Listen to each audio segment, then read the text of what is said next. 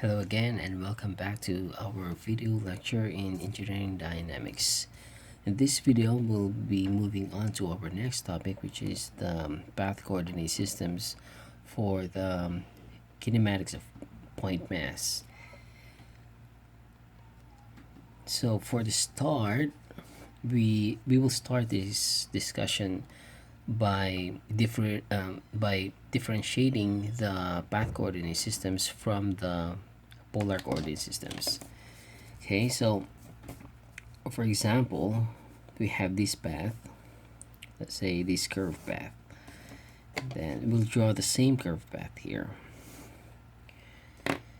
So for our path coordinate systems, we define the variables here. Like for example, this is your point mass, so this one is just the same thing. So we define this by the normal and the tangential components. Okay, so this is our center of this curvature. So there's a distance between the center from this point, from the center to this point, and that distance is actually what we call as the radius of curvature, and it's actually changing. So like for example, maybe here, let's say this one curves here. That's just one example, then meaning you will have another curvature here. So it's actually changing, and maybe when you get to this point, then you'll have another center here. Okay, so meaning that the reference point is something like actually the reference point is the path itself, except that the normal component is pointing towards the center. Okay, so if we draw this, then this will be our tangential component, and then this one is our normal component. Okay, so it's just like this.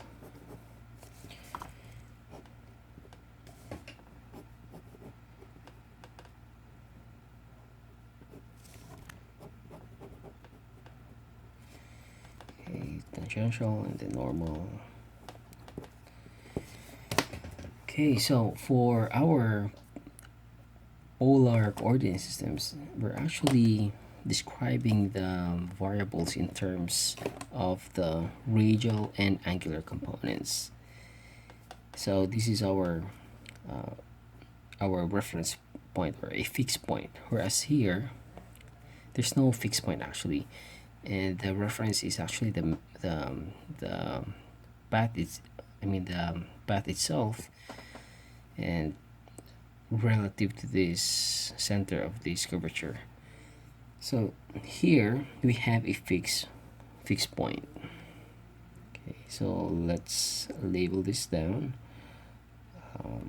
fixed point. So from this fixed point, we measure from this fixed point up to this point mass. We will measure, or let's say this is going to be our radial, let's say radial distance. Okay, so this will be our radial distance, and from this reference, let's say reference line, or yeah, I think that's a reference line.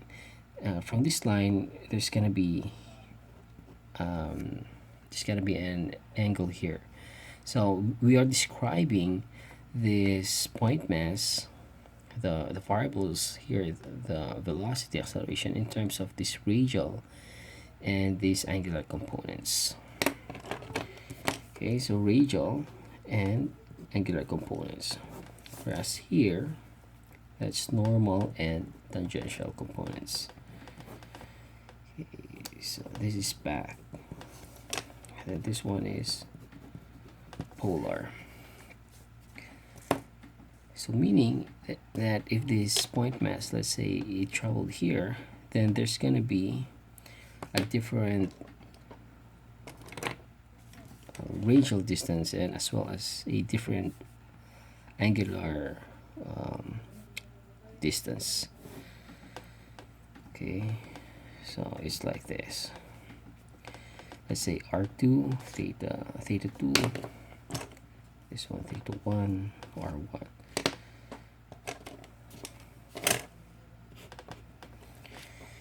Okay, so that's actually the polar coordinate systems. Now, why do we need to study this type of coordinate systems? It's just the answer is just actually the same way that we describe these path coordinate systems. It's actually some situations are more convenient to work with, let's say, path coordinate systems. Like for example, if your path is already known, like for example the rail tracks or the roller coasters, or something where the path is defined already, so it is much easier to work with this. So in the same way, there are situations that that it's actually more easy to to be described in terms of these polar coordinate systems. So one example, okay, let's write down. One example is it's actually often found in mechanical systems. Mechanical systems. Okay, like for example, we have a crane and there's a boom.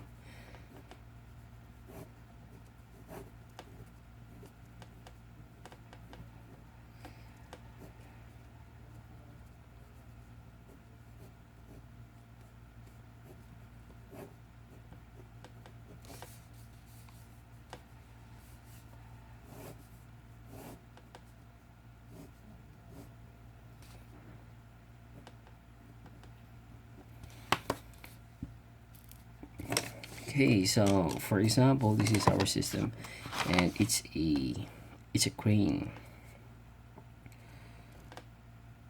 and it's used in construction industries. So this is our our fixed point, but it's not actually a fixed point. It's actually something like a hinge or a pivot. So here, this is our reference point, and we are, let's say we want to measure this. Let's label this point as point A. So we want to measure this point A in terms uh, of the radial distance from this point. Okay, so that's gonna be this distance. Okay, and then it's also we gonna need the angle here. So if you notice that if this crane, or let's say this boomstick, let's say it went here this way, so you would notice that you will have a changes in your radial distance as well as your angular distance.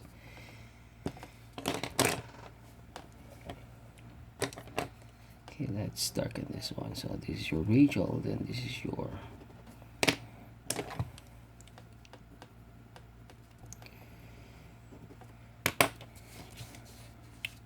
okay. What else? Now we are just illustrating these examples in terms of a 2D plane, but in reality they're actually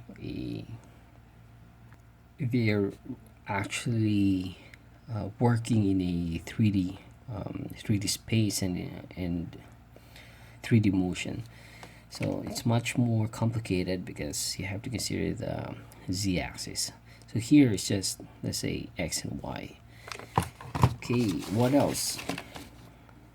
Another example, let's say you have a robot arm.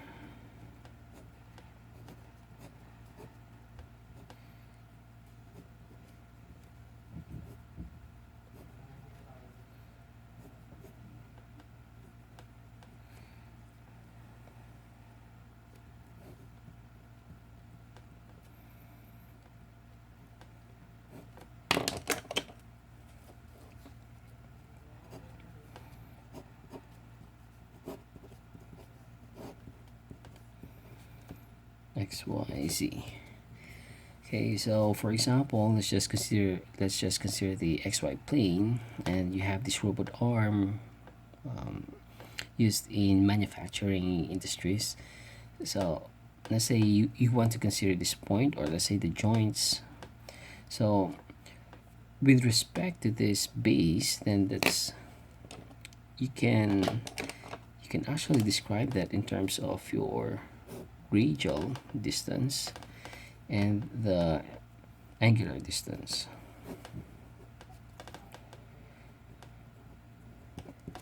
Okay, what else? Let's say mechanical systems. So these two, they are mechanical systems. Then another one is for, let's say, tracking systems.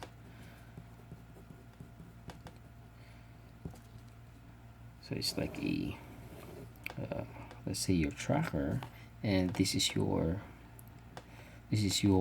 reference point, or let's say this is where you are, and some objects are, let's say, in motion, and you can actually determine their distances in terms of these polar coordinate systems. Okay, so their distances with respect to you, or let's say with respect to this this center.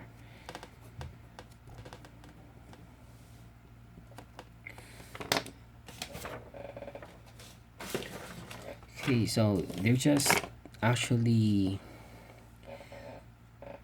another type of systems, and again, as I've said, that these coordinate systems, they're just actually a way of describing a particular motion. So that motion actually can describe maybe in rectangular or path, or let's say polar coordinates. Sometimes it is just much easier if you use the polar systems or the path systems or the rectangular systems. So let's move now to our equations and formulas involved regarding these polar coordinate systems. By the way, I'm not going to derive the equations.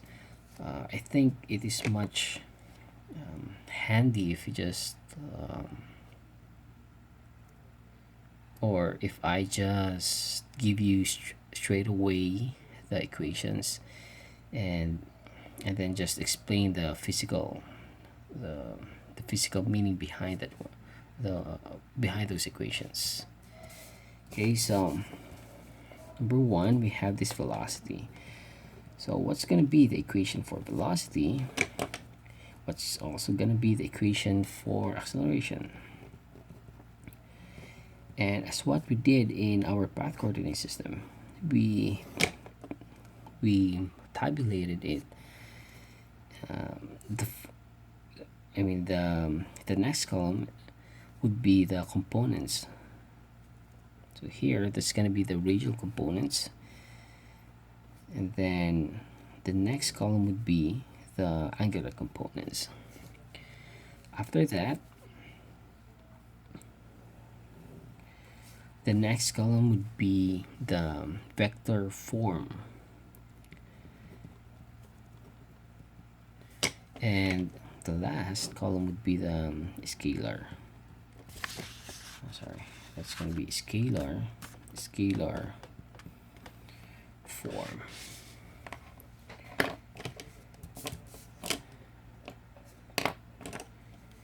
So for our velocity, the radial component would be simply v sub r, which is just equal to um, the the first derivative of your radial position.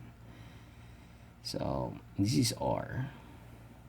So since it's a first derivative, we are using these dot notations here. It's just actually the same as r prime, but since it's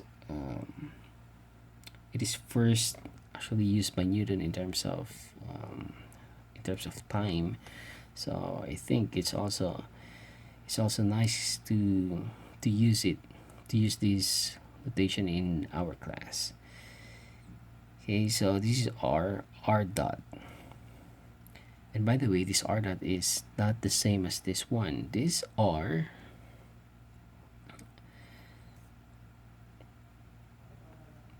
no, I think we can say that that they're the same.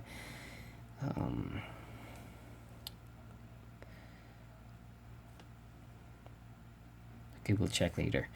Okay, so for now, let's just discuss this one. So this velocity, the radial component, is just simply the first derivative of your position, and it has also a component, an angular component, and it's just r theta dot. Okay, so this is our equation.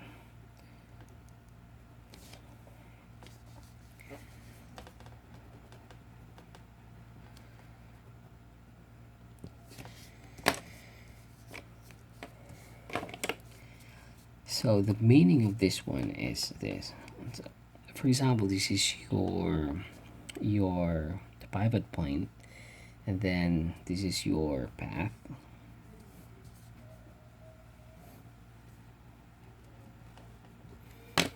And then this is your point mass.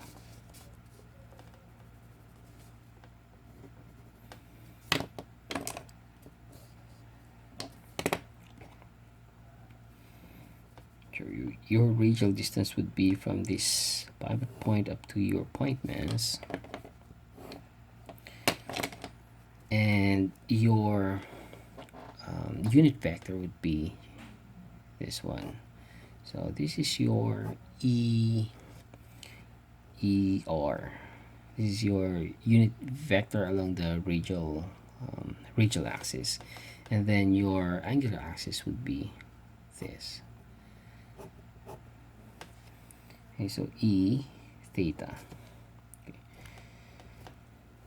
So if we are talking about velocity, then meaning that this v theta, which is simply in terms of vector notation, this is gonna be v theta. Okay, v theta, then times your unit vector, and then this one is gonna be v sub r times your unit vector along the radial axis. So meaning that since they are both vectors, then you can find the resultant. Okay, so this is our resultant.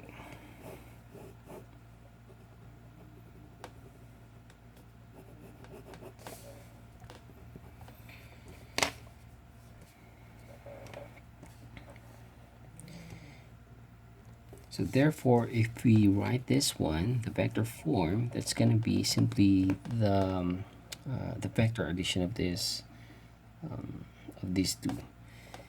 Okay, so v bar, that's a velocity vector.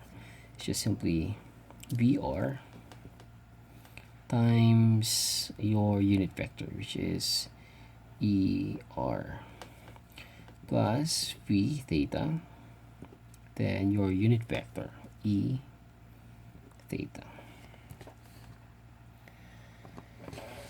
And for the scalar, then it's just gonna be v is equal to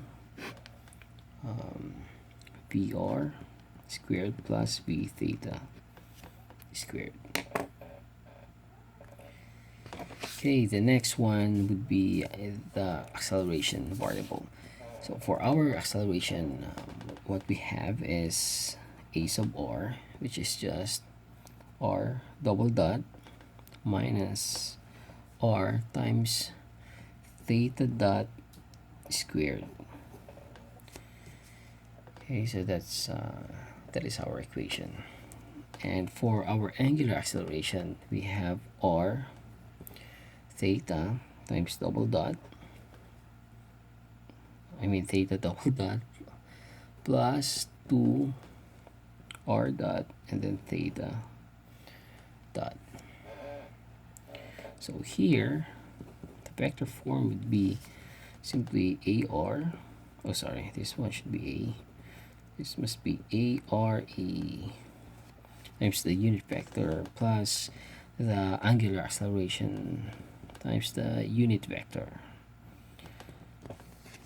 And for the scalar form, it's just simply the square root of ar squared plus angular acceleration squared. Okay, so now let's discuss what is this r and then what is this theta. So the r is the angular position. Oh, sorry, not the angular position. This is the radial position. And then the first derivative of our radial position would be the radial velocity.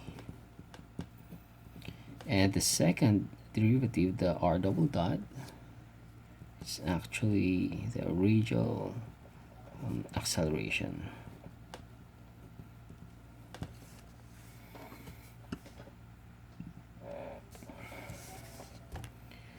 Okay, so earlier I've said that they're not the same thing, but sometimes when you say r, it refers to the radial component. Sometimes when we say r, it can also mean that we are referring to the radial position. Okay, so that is our notation. For the theta, this theta is actually our angular position, and theta dot would mean angular velocity, and theta double dot means angular acceleration. Okay, so by the way, I forgot this one. For our acceleration, it's just the same. Our unit vector er, that's gonna be parallel and along this line, this radial line, and then this is our unit vector for the angular component. So meaning, if we're talking about accelerations, then this one is going to be a r times er, and then this one a theta times your unit vector. And since they are vectors, then meaning you can actually solve for the resultant. Okay, so this is our resultant. Okay, so I think we are already equipped with the principles behind these polar coordinate systems. And by the way, this angular velocity, sometimes what they use is the symbol, I think this is omega, and then this one sometimes they use alpha. So don't worry about the symbols, they're just they actually mean the same thing. Okay, so for some text they use this, or they use this one instead of theta dot, and for some other texts, they use instead of the dot notation, they use the prime notation. Like for example, let's write here. So sometimes they use theta dot, sometimes they use this one, or sometimes they use theta prime, or the this Leibniz notation, the d theta, let's say d theta over dt. Okay, so they're just notations, but the meaning behind, they refer to angular velocity. Okay, so I think in our next video we can now solve for, we can do one sample problem for these polar coordinate systems. Okay, so see you in the next video.